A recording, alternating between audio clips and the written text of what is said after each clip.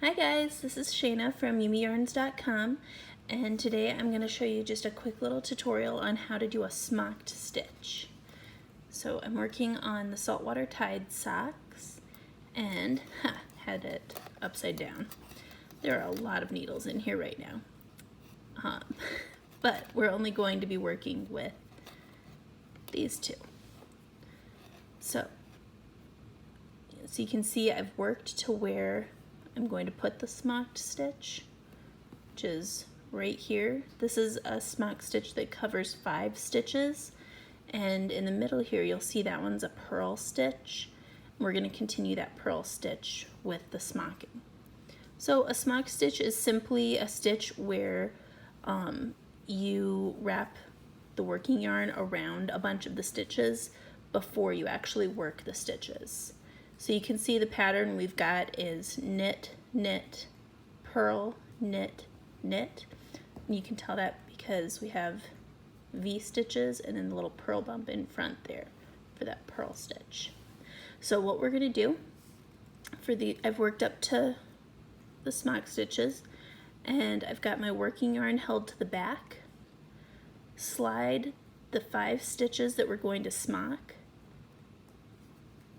to your right needle without actually knitting them. And then you bring the yarn to the front between the needles, and then you slide the stitches back to the left needle.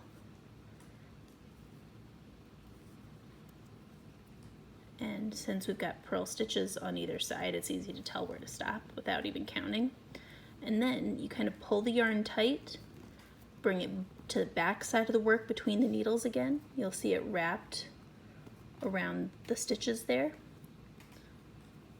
And we're going to slip those back to the right needle and bring the yarn to the front again.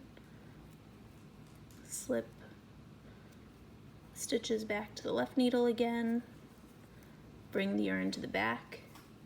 You'll notice we have 2 wraps now. And the stitches are all kind of cinched up because I pull it really tight when I smock them. And that's just to keep them, I don't know, looking nice, I guess. That's how I always do it. And then we're going to knit them in pattern. So I've got knit, knit, purl,